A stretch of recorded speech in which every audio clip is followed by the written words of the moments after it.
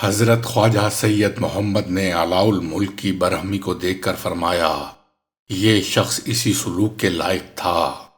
اس نے حضرت نظام الدین اولیاء کی شان میں بڑی گستاخیاں کی ہیں۔ تمہیں یہ زیب نہیں دیتا کہ تم میرے پیر و مرشد کے حوالے سے بے ادبی کا مظاہرہ کرو۔ علاء الملک انتہائی سخت لہجے میں اپنے نائب سے مخاطب ہوا۔ اس سلسلے میں پہلے بھی کسی نے تمہاری شکایت کی تھی۔ میں تمہیں آخری بار تنبیہ کرتا ہوں کہ اگر تم نے آئندہ ایسی نازیبا حرکت کی تو تمہیں اس عہدے سے معزول کر دیا جائے گا۔ علاء الملک کے آدمی اس کے نائب کو لے کر چلے گئے اور کوتوال وہیں بیٹھ گیا۔ پھر اس نے نہایت نرم لہجے میں مجھے مخاطب کرتے ہوئے کہا کہ تم نے اجمیر، ملتان اور لاہور کے فلاں فلاں ہندوؤں سے سلطان معظم کے خلاف باتیں کیں یا نہیں؟ ملتان کے سوا کسی دوسرے مقام پر میں کسی ہندو سے نہیں ملا۔ میں نے علاء الملک کے سوال کا جواب دیتے ہوئے کہا، بلکہ ان ہندوؤں نے مجھ سے خود ملاقات کی تھی۔ وہ میرے ہم وطن تھے، اس لیے ان لوگوں نے مجھ سے باتوں باتوں میں سلطان معظم کے اس حملے کا ذکر کیا تھا جو انہوں نے بادشاہ ہونے سے پہلے دیو گڑھ پر کیا تھا۔ میں نے جواب میں ایسی کوئی بات نہیں کی تھی جس سے سلطان کی مخالفت کا پہلو نکلتا ہو۔ پھر جب وہ لوگ زیادہ جذباتی ہو گئے تو میں نے انہیں قائل کرتے ہوئے کہا کہ اقتدار کی جنگ میں تو ایسا ہی ہوتا ہے۔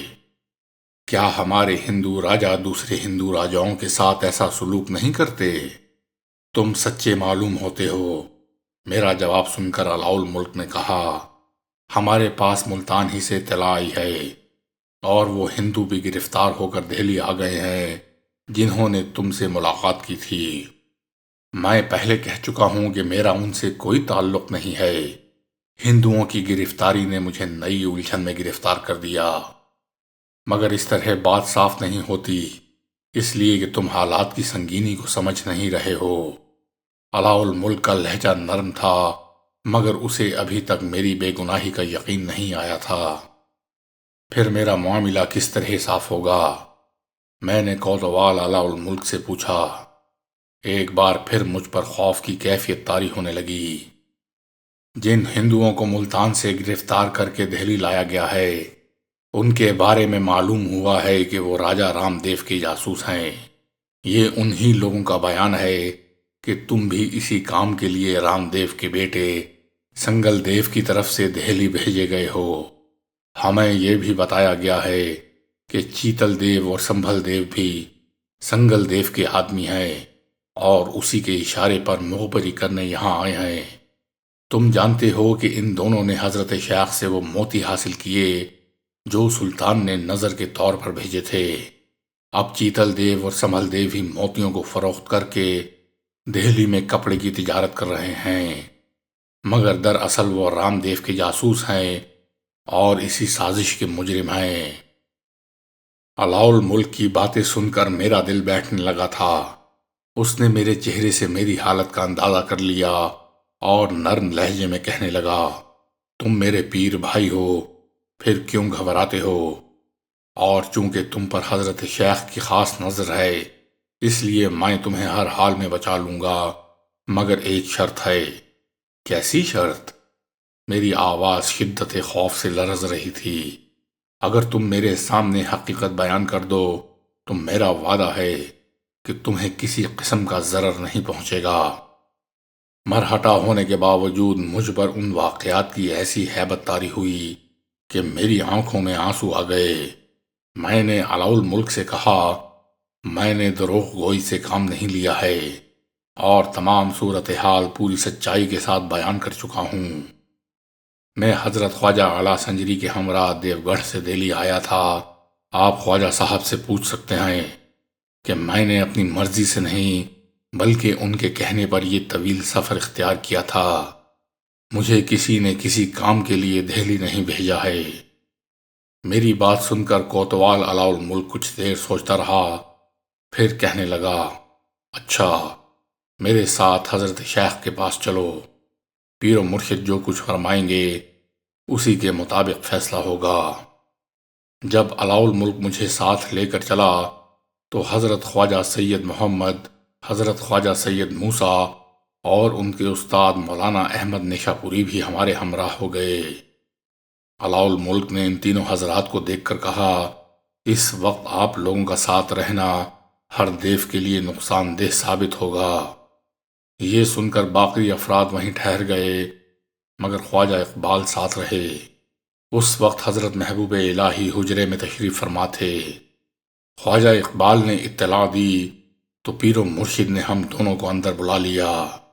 اس وقت حضرت شیخ کے چہرے پر اس قدر جلال تھا کہ نہ علاء الملک کچھ عرض کر سکا اور نہ میری زبان کھل سکی۔ حضرت شیخ نے خود ہی فرمایا، علاء الملک، سلطان سے کہو کہ وہ ہمارے آدمیوں کو نہ ستائے۔ ہر دیو پاک دل ہے اور پاک عمل ہے۔ علاء الملک نے دست بستہ عرض کی، حضرت نے جو کچھ ارشاد فرمایا ہے میں سلطان کے گوش گزار کر دوں گا، مگر وہ ہر دیو کو دیکھنا چاہتے ہیں۔ حضرت محبوب الہی نے فرمایا، جاؤ اسے لے جاؤ، وہ اسے دیکھ لے اور ہم اسے دیکھتے رہیں گے۔ حضرت شیخ کے اس ارشاد میں اس قدر ناراضی کا اثر تھا کہ ہم دونوں کانپنے لگے اور الٹے قدموں واپس ہو گئے۔ ہم باہر آئے تو گھوڑے تیار تھے۔ علاء الملک اور اس کے مسلح ساتھی گھوڑوں پر سوار ہو گئے۔ کوتوال کے حکم پر مجھے بھی ایک گھوڑے پر بٹھا دیا گیا۔ یہ مختصر سا سفر میرے لیے قیامت کا سفر بن گیا۔ ہر لمحہ موت کا نقیب اور ہر ساتھ ناقابل بیان خوف میں ڈوبی ہوئی تھی۔ اگر حضرت نظام الدین اولیاء رحمت اللہ علیہ کی نوازشوں اور مہربانیوں کا احساس نہ ہوتا تو خوف کی شدت سے میرا دم نکل چکا ہوتا۔ ہم لوگ قصر ہزار ستون کے قریب پہنچے تو کوتوال علاء الملک گھوڑے سے اتر گیا۔ اس کی تقلید میں مجھے اور دوسرے لوگوں کو بھی نیچے آنا پڑا۔ پھر علاء الملک نے اپنے ایک ساتھی کی تلوار لے کر میرے گلے میں ڈال دی۔ میں یہ سب کچھ حیرت سے دیکھ رہا تھا۔ اس کے بعد کوتوال نے میری پگڑی اتار کر میری گردن میں لپیٹ دی۔ میں علاء الملک کے اس طرز عمل کے مفہوم کو سمجھنے سے قاصر تھا۔ شاید کسی ملزم کو دربار سلطانی میں پیش کرنے کی یہی رسم تھی۔ الغرض اس حالت میں مجھے فرما روائے ہند سلطان علاء الدین کے سامنے لے جایا گیا۔ میں نے بڑی مشکل سے نظر اٹھائی اور والی ہندوستان کی طرف دیکھا۔ سلطان علاء الدین ایک چھوٹے سے تخت پر بیٹھا تھا۔ اس کا محبوب غلام ملک کافور پیچھے کھڑا پنکھا جل رہا تھا۔ سلطان کے چہرے پر غیظ و غضب کے آثار تھے۔ مجھے اپنی موت سامنے نظر آنے لگی۔ میرے جسم پر لرزہ طاری تھا۔ اگر شیخ نظام الدین اولیاء کا خیال میرا ہمدم و دمساز نہ ہوتا تو میرے کانپتے قدم ساتھ نہ دیتے اور میں وہیں فرش پر گر جاتا۔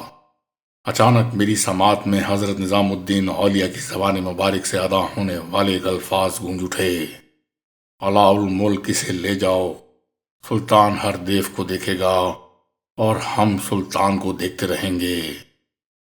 حضرت شیخ کے الفاظ کیا تھے، بس یوں محسوس ہوا جیسے میرے تن مردہ میں جان پڑ گئی ہو۔ سلطان عالی قدر، یہی ہر دیو ہے، علاء الملک نے کہا، اور حضرت شیخ نظام الدین اولیاء سے ہونے والی تمام گفتگو والی ہندوستان کے گوش گزار کر دی۔ میں نے دیکھا کہ اچانک سلطان علاء الدین کے چہرے کا رنگ بدل گیا۔ غیظ و غضب کی بجائے اس کی صورت میں نرمی جھلکنے لگی۔ ہر دیو نے مجھ سے کوئی بات نہیں چھپائی ہے۔ کوتوال علاء الملک نے مزید وضاحت کرتے ہوئے کہا، جن ہندوؤں نے ہر دیو کی شکایت کی ہے وہ جھوٹے معلوم ہوتے ہیں اور اصل میں وہی جاسوس ہیں۔ ہر دیو نے ان سے بس اتنا کہا تھا کہ اقتدار کی جنگ میں یہی ہوتا ہے، کیا ایک ہندو راجہ دوسرے راجہ کے علاقے پر حملہ نہیں کرتا؟ ان فتنہ پردازوں نے ہر دیو کی حقیقت بیانی کو غلط رنگ دے کر ایک خوفناک سازش کی ہے۔ جب علاء الملک تمام صورتحال بیان کر رہا تھا اس وقت میں ہاتھ باندھے اور نگاہیں جھکائے کھڑا تھا۔ فرما روائے ہندوستان کچھ دیر خاموش رہا، پھر اس نے ترکی زبان میں علاء الملک سے کہا، اس کا چہرہ بھی ایسا ہی ہے جیسا کہ اس کا دل پاک بیان کیا گیا ہے۔ مجھے حضرت سلطان المشائخ کی بات کا پورا یقین ہے، اس لیے میں نے ہر دیو کو بے گناہ قرار دیا ہے۔ اسے خلت کے ساتھ کوئی اچھی نوکری بھی دے دو۔ موت مجھ سے دور جا چکی تھی اور اب میں زندگی کی نعمتوں سے نوازا جا رہا تھا۔ میری آنکھوں میں آنسو آ گئے۔ اب کیوں روتا ہے؟ سلطان علاؤالدین نے مجھ سے پوچھا۔ حضرت شیخ کی کرم نوازی پر روتا ہوں کہ اس کے طفیل سلطان معظم نے میری بات سنی اور مجھے بے قصور قرار دیا۔ ہاں، یہ حضرت شیخ کا ہی صدقہ ہے۔ سلطان علاؤالدین کے چہرے اور لہجے میں حضرت محبوب الہی کے لیے بے پناہ عقیدت کا اظہار ہو رہا تھا۔ اگر حضرت شیخ درمیان میں نہ ہوتے تو پھر اللہ ہی جانتا ہے کہ تیرا کیا حشر ہوتا۔